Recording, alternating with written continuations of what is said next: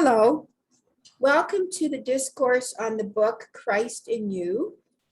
And today we'll be starting part 3, a new part, the first lesson called I in Them. And I'm Angel Christ Child, and I'm joined today by my friend. And we will be delving into similarities between A Christ in You and A Course in Miracles, near-death experience, and the Bible. So welcome, friend, and welcome, listeners. Welcome. This is another really good part of the book here, the third part called Divine Humanity. And we're going to delve in with the first lesson, which is really going to make us think about Christ within us. Yes, and it just happens to be Palm Sunday as well, which is quite interesting. That's a good one. Yes, Sunday is a good day to reflect on these concepts. It certainly is. So the first lesson is I in them. I want to unfold in your understanding something of the meaning of God immanent and God transcendent. So I just wanted to interrupt there, sorry. The immanence of God means that he's knowable, perceivable, and graspable. And for the rest of it, the transcendent means that we cannot touch that part of God or approach God or see his essence while we're here on earth. So that's why we have Jesus rather than striving for a direct connection with God while we're here. Okay, I just wanted to clarify that. Thank you. Okay, you're welcome. Well, man and God are not separate, not separated, and never have been. Well, you know that that's a very important part of A Course in Miracles, and it's the background and the backbone of the Course. And there's something I want to share with you about that, friend. There is no barrier between God and his Son, nor can his Son be separated from himself, except in illusions. And that's from the passing of the dream beyond the body.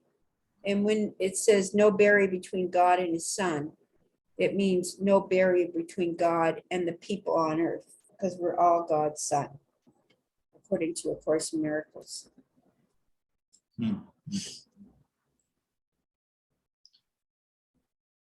That's the powerful part of this lesson here, is it's talking about God and man not being separate.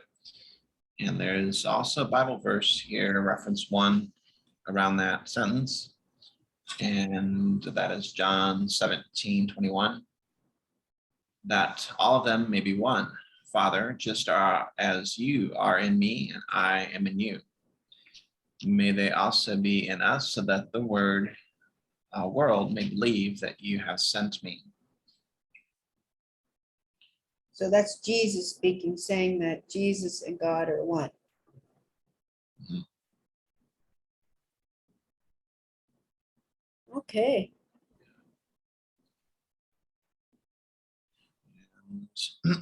Yeah.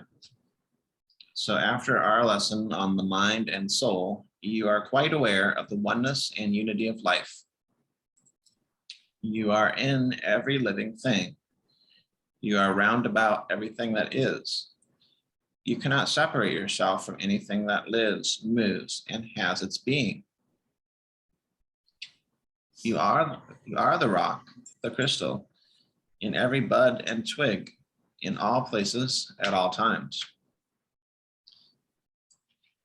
You have always been. The sense of separateness is false understanding and brings only confusion of mind. So that's very interesting too, because confusion, separation, falseness. It's all very important to the Course and the message of A Course in Miracles. And there's something here I just want to share with you, friend. The mind is therefore confused because the only one-mindedness can be without confusion. A separated or divided mind must be confused. And that comes from a chapter 3 called The Innocent Perception, Error, and the Ego. So that's a nice confirmation.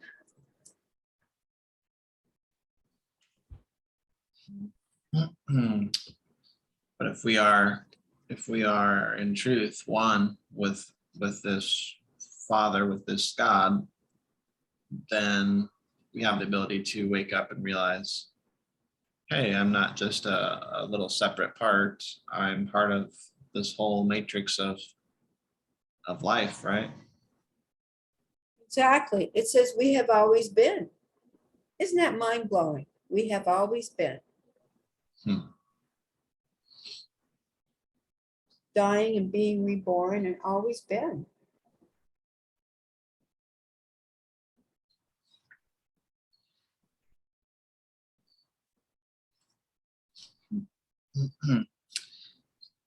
It's a lot to mind is confused, but that's the sense of separationness, right? That's the understanding that's false. It brings only confusion of the mind. Right. Exactly. So is not this feeling of unity more than a relation to God?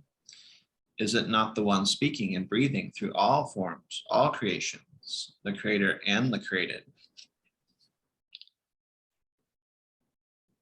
I think that's a really big thing. It's not that we're trying to like have a relationship with God who's outside of us. It's more than that. He's saying that unity, true unity, is that Christ is really, we feel it within us. Yes, to be able to feel Christ inside and to recognize your connection with him. My whole life I've been working toward that.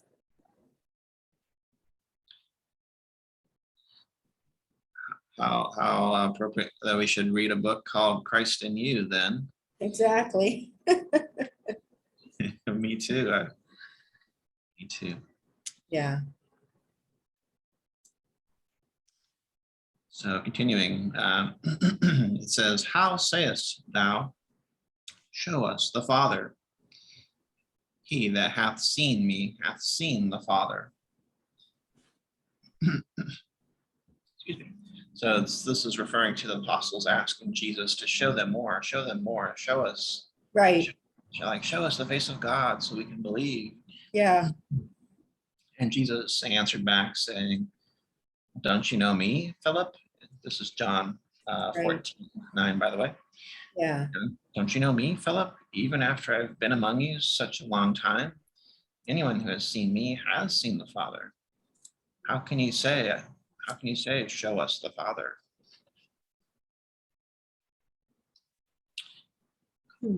So the book continues, oh, priceless truth. Now our privilege and joy to enter into. I and the Father are one. Let that reverberate in your soul. I am the Father are one. We are one.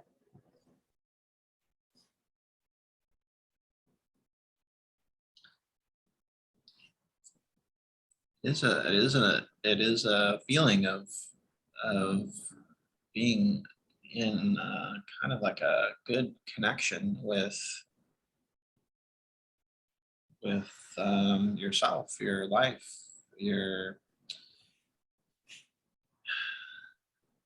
it raises lots of questions then too, like, oh, for one, what does that mean? How do we live with that knowledge, right? And How we live with it from day to day, how it change our lives.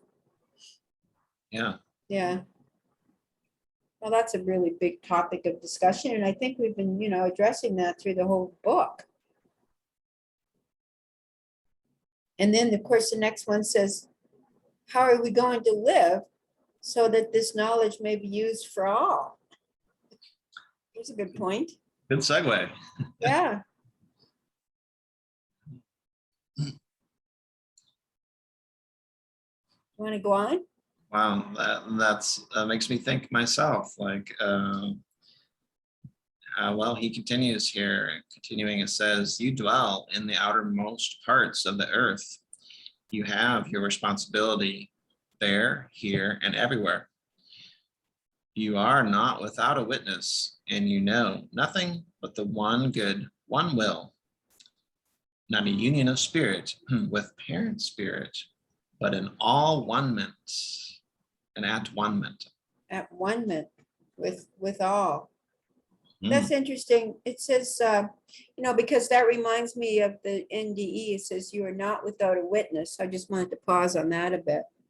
Because if we are connected to God and we're one with God, then everything is known. It's like the near-death experience where people have every single thought, action, deed, word that they ever experience in their life is shown to a spiritual being, different types of spiritual beings, and everything is known, everything. There are no separate thoughts. So that gives pause for people, I think, to think of that. Mm-hmm. That's been experienced by millions and millions of people. It's not new. And I like the idea of that, it's not union of spirit with a parent. It's we are one. So there isn't like this hierarchy of a parent and then, I guess a child, or there's oneness. That's hard for people to realize, I think. Yeah, that's taken it to another level, I think, because I think somewhere earlier in the book, he and throughout the book, he's referred to God as an analogy being a father. Yeah. And that being a pretty good analogy. Mm-hmm. The Father loves the Son and everything like that. Yeah. But he's even taken it to another level and saying, it's within us, really. We are the Father. The Father is us. Mm-hmm. Like it's merged and it's together, reunified. Well, God is the creator. I mean, God is the first creator. Right. But But we have the capacity to be one with him, apparently. Yeah. And that's the Course teaches that as well.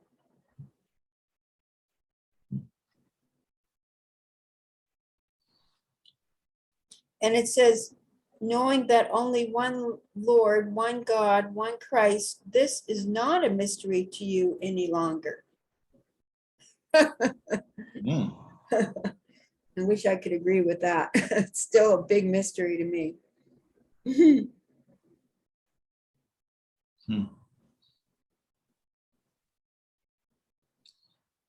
Well,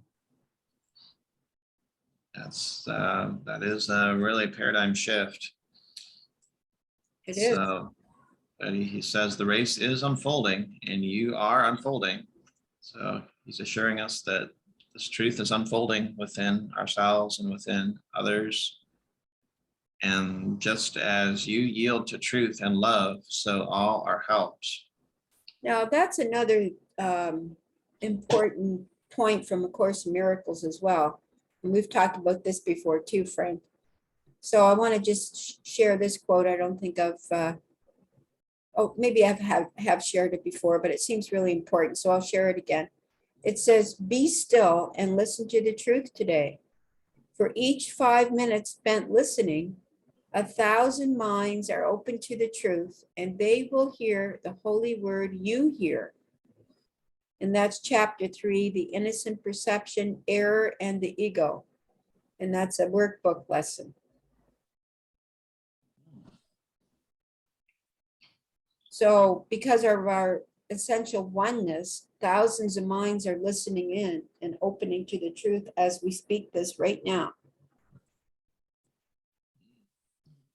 I find that highly encouraging. How about you?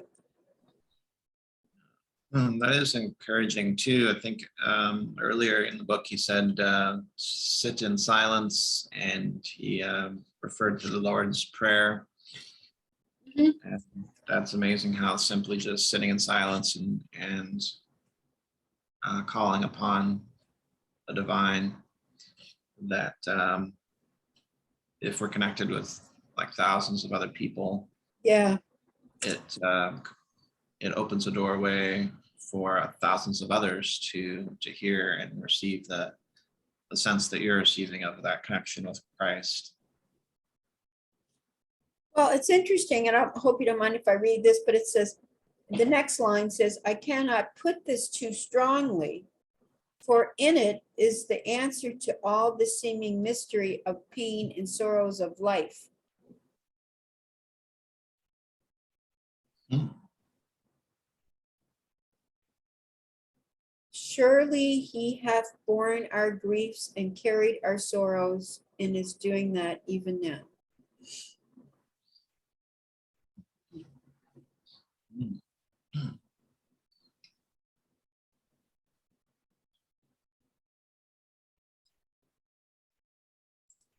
That's like each one of these sentences is making me like really think too, and It's wow, profound. It's profound. it's profound. Mhm. So in that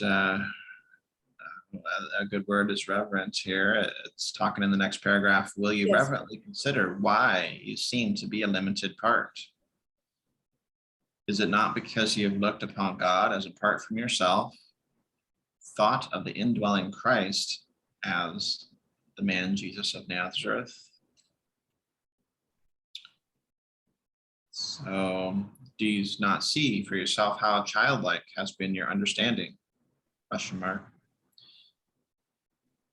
Your dependence upon someone, something, proved your childlike consciousness. And yet, even as a child learns to say, I am myself, so will the whole human race say, as we now say together, I and you and me, I am myself. With a capital M, I am myself. So I wanted to share this with you, friend. I am my one self, united with my creator, at one with every aspect of creation, and limitless in power and in peace. And that's a workbook, lesson 95, a favorite lesson of mine. And it's called, I am one self, united with my creator. Very powerful lesson. Yeah, that's a good one. That really is good. Oof. I like how you pointed that out, that there's a capital M on myself. Right. For those that don't have the book, I'm hoping people get the book and read it. Bring it to the videos.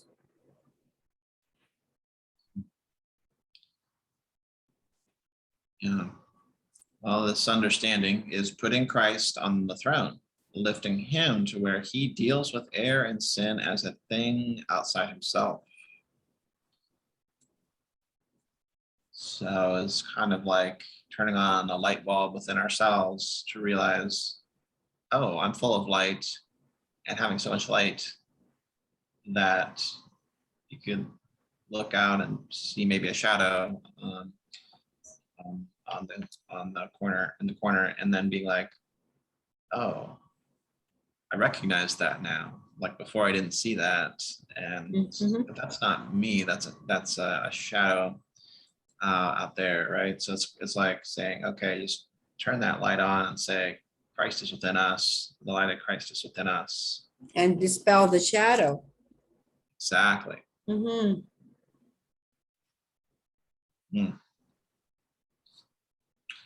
So the truth dawns. There's a light analogy. Yes. The truth dawns, and the inner Christ reveals to man his birthright, his true power, and henceforth he becomes one with, for, and through all. Now, that's another interesting statement too. That's another important touchstone of the Course. It says, this quote says, "You who perceive yourself as weak and frail, the futile hopes and devastated dreams, born but to die, to weep and suffer pain, hear this. All power is given unto you in heaven and in earth. There is nothing that you cannot do." And that's from Lesson 191. I am the Holy Son of God Himself. There is nothing that we cannot do.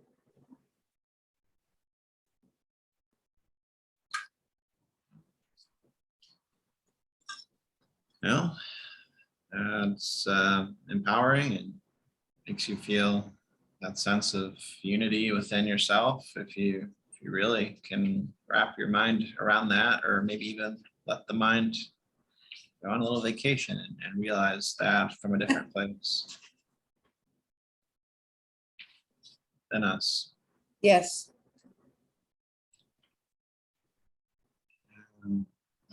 Yeah.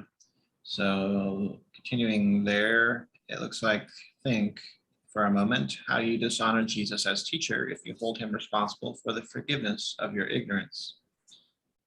Hath he not said, all that the Father hath is yours, is mine? So there are a couple good Bible verses regarding that sentence. Yes. It talks about here, John 16:15, all that belongs to the Father is mine. That is why I said the Spirit will receive from me what he will make known to you. And another verse cautioning about boasting about human leaders. All things are yours. All things are yours, and you are of Christ, and Christ is of God. And then another good verse here where Jesus has risen from the dead, Matthew 28. Then Jesus came to them and said, all authority in heaven and on earth has been given to me. And so that's where it's weaving in that, where it says here, second to last sentence in the lesson. Yes. Hath he not said, all that the Father hath is yours, is mine. So he's saying that Jesus was resurrecting and came back, resurrected, and told his followers, all authority in heaven and on earth has been given to me. And likewise, we are brothers and sisters here. We're all human beings who are part of the Father too. So what is mine is also yours. Yes. Yes. So what belongs to Jesus also belongs to us. Exactly. And there are churches that teach that, actually. I know this church that I've been attending in Vermont teaches that we're all saints and we're all supposed to sit down and heal with each other. And we are all powerful beings. Good. It actually teaches that. And it puts the power of God within our reach, in our own hearts, in our own minds, which is what I think Jesus came here to teach and what Jesus continues to teach in his book, A Course in Miracles. And that truth and wisdom is right here in this little book. So multiple things to tell us that what is the truth here of Christ within us. And, the last sentence here is, he hath also given you the key, the power of appropriation by faith. So the power of being told what's ours and actually making it our own for our own use. Appropriation. So it's like we hold a key. If we're locked away in a separate compartment within our greater selves, so to speak, well, if we think of it that way, well, we have the key around our neck. We can just unlock ourselves. Yes. I try not to do anything by myself. I try to do it with the power within me of Jesus and the Holy Spirit. Things seem to work out. Well, that was another really powerful lesson with a lot of very thought-provoking and life-changing ideas. Yeah, one of the better ones, if not maybe the best. Yeah, they're all good. It's hard to choose. Well, thank you for joining me today, friend, and thank you to the listeners.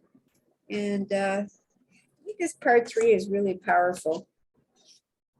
So the second lesson is called Thou in Me for part 3, and we'll be delving into that on the next video. And just want to wish you well and talk to you then. All right, well, fantastic. We'll talk next week. Yes, God willing. Bye, friend. All right, bye-bye.